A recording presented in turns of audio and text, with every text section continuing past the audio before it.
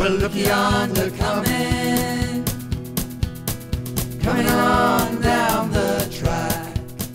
Last year, it was the anniversary of 15 years of campaigning to save the Severn Beach line, which was always under threat.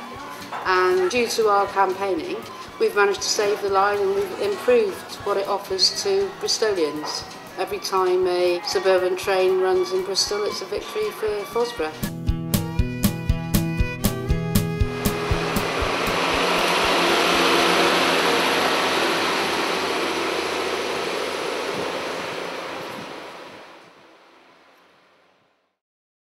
Bristol's a lovely city to live in, but it has got quite a poor public transport system. The buses are expensive and infrequent, the trains are infrequent, and the traffic is just horrendous as a result of that. The vast majority of people obviously drive. 78% of households in Bristol have got a car, in fact. And really this is a bit of a sad situation from an environmental point of view, from a community point of view. Temple Meads isn't in the city centre, and the fact that bus links from Bristol's main train station are so poor is another reason why people are less inclined to use public transport. Since the demise of Avon in the late 1980s, there's been no strategic transport authority. So we're left with the three councils that cover the Bristol area. That's South Gloucester, Bristol City and North Somerset. And they haven't been able to agree schemes like a tram scheme or improvements to local railway schemes. So it's been down, unfortunately, to organisations like FOSBR, which my trade union is very proud to be affiliated to campaign. I came here to Avonmouth in 1995. A 15-year-old boy got off the train and I said to him, do you know anybody keen on keeping the train service going? And he said, well, we've got a sort of mayor. He's a retired docker and he gave me his address. Well, of course he wasn't a mayor, but he was a community activist and had kept the train going because it has always been under threat. I can remember being on the last one from Bath to Evercreech when they closed that. What was that, 1963? Yeah, campaigning then. Bristol has a very dense network of local railway lines. Unfortunately, only one of them is actually used to carry passengers around. There's a line nearby called Porter's Head which was closed and this line wasn't, because of the community support by dockers, some station staff. Years ago when the dockers were flying off the buses and flying off the trains when it was part of the dock, and it used to go further on to the dock years ago. Yeah, it was busy in its heyday. Local passengers on the last remaining railway line in Bristol, the Severn Beach line, which runs out through Clifton and the very middle-class affluent areas of the city out to the docks at Avonmouth, and really connects the whole of north of Bristol, decided to get together with the support of local rail unions. Trade unions have been absolutely crucial. We've had brilliant support from ASLEF and RMT. They're both members of our organisation, and they've been very generous with donations and very supportive of what we've been doing.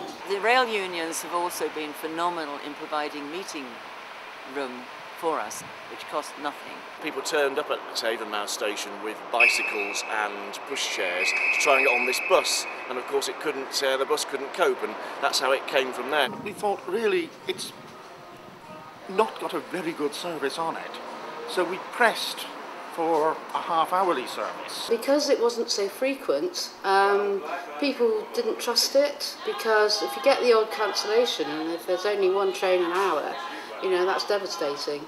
Alex Gordon from the RMT immediately gave practical support. Alex came to one of our earliest meetings when we were concerned about the line having a future at all.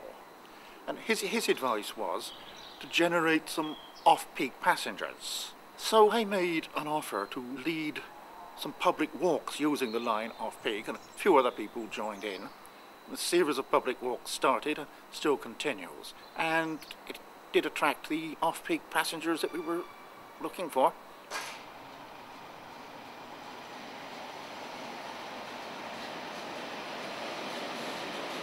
It's not a profit-making line. The line couldn't run without a big subsidy from the City Council, but I think what we've managed to do is to box the council into a corner to a certain extent, because it's very popular and we've managed to get good publicity. We had petitions, We've had lobbying of council meetings, nearly 600 postcards sent into the City Council. A lot of argument with every tier of the council, with the officers, with the political parties, with the cabinet, with full council. We've done things like give a big Valentine's card to the leader of the City Council saying we love our line, and got her to pose for pictures and so on. So once you've got them in that position, it's very difficult for them to turn around afterwards and say, oh, we no longer want to give you the subsidy.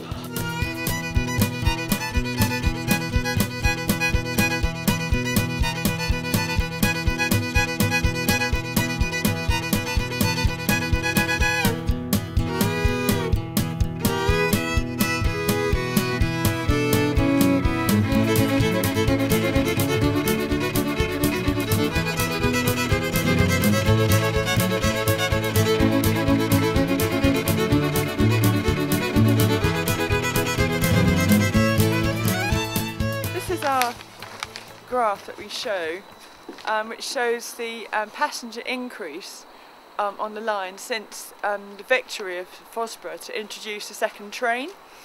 So you can see it kind of going on, slightly coming up a bit here, and then yellow line means it's been introduced, and it just goes shooting up. It's basically doubled. First Great Western, Bristol City Council, who are funding it, are calling it a success and saying as much in the Bristol Evening Post. This one here is a total 7 beach line with all the stations added together, and it compares quite favourably with Western-super-Mare, which is the terminus of the London train. Now we've got almost a half-hour service, not quite, but getting there. We've got better lighting, we've got a seat, and we've got an inquiry point, which is very useful for customers who ask if the train's on time. We've got a timetable that people rely on and can rely on. It's just attracted more and more attention, and it goes right across the spectrum, you know, from students to senior citizens.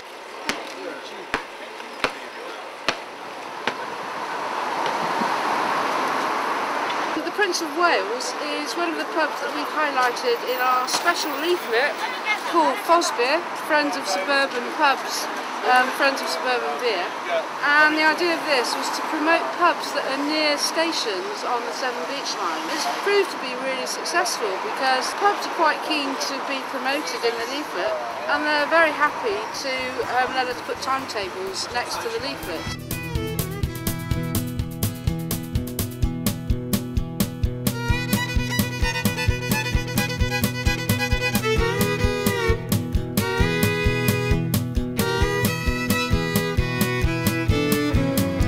Severn Beach branch is an example of many similar success stories across the country where rail services have been improved and the passengers love it and use it. It ties in very much with what we're trying to do, which is just to get a better deal for the rail passenger and the railway in general. It's done amazingly in the last few years. It's just grown and grown, and people use it so much more. £6 a week is what I pay for the 7-day service. I do think that people could stand to pay a little more because it is an incredibly cheap service, and certainly, I mean, when you compare it to the buses that are £4 a day, then it seems like incredibly good value.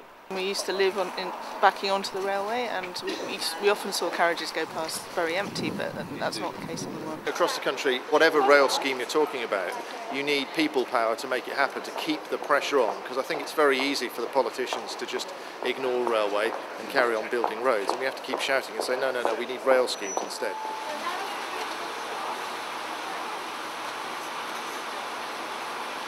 Over the winter, it got to the stage where they were turning people away from the platform because the carriages were just so crammed that you couldn't fit anyone else on. They could put more carriages on, they could quadruple the line, and where the Severn Beach line branches off, they could double that line up to Clifton and on to Avonmouth, and they could run a train service every few minutes. They found the money to do a turnback at Clifton. We opposed that, but they've done it.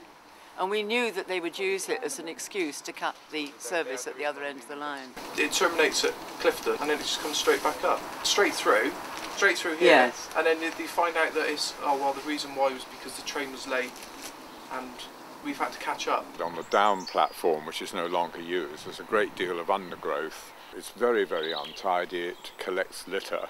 We found ways of providing labour to clear it and ways of getting the stuff off the platform without crossing the tracks, but Network Rail are always putting problems in our way, At the other end of the station you'll see an overbridge. This is in not very good condition. There are holes in the metalwork. Again, we've approached Network Rail, and rather cheekily they've suggested that the community should help pay for the repainting.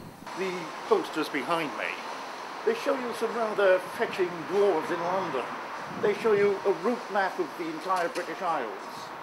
They don't give you a timetable for the local line. The problem with the bike racks is that you can't leave your bike properly chained up with both wheels, which means that you'll probably get wheels stolen, which means that you don't want to cycle to the station, which then means you'll end up taking a taxi. Sometimes I have to lift my bike up and wiggle it down in between all the other bikes to lock it in. And I have seen other people, they park their bike up and someone parks their bike up and locks two bikes up by accident. Really, they could do it more. Bristol wants to be a green city.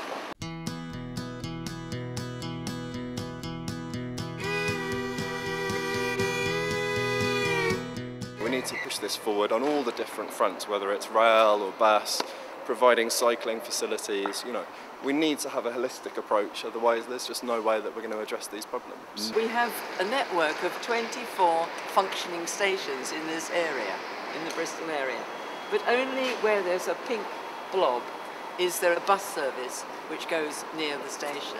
We thought really maybe it's time for the people of Bristol to take a little bit of control and to take the situation in their hands and to provide these services themselves if the council is unwilling to do so. To date, it's been entirely funded through the people of Bristol, throwing in little contributions to run a few free bus services. But in the longer term, we're looking to address the fact that Bristol City Council spends nearly £5 million in subsidies to bus companies, which is going to private companies, and a lot of that's obviously going into shareholders' pockets.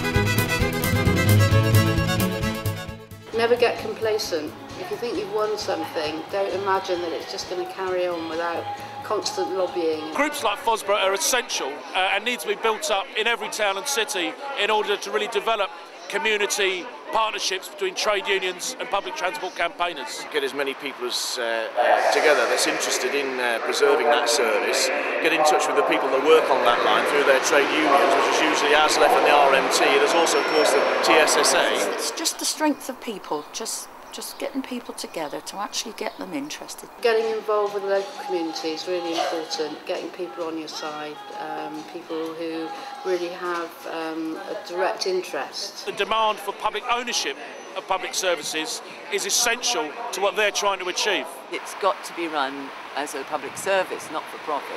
Rail companies have done no investment, no improvements. They have more or less the same number of carriages with twice the number of passengers, because they're not prepared to pay for hiring more carriages. The demonstration on the 26th of March, I think, is going to be a real focal point. Certainly FOSBR at its AGM passed a motion supporting that demonstration in London. People go along, they'll see that we just cover the whole gamut of society. You know, people don't want these cuts. They don't think it's the answer to the problems of this country.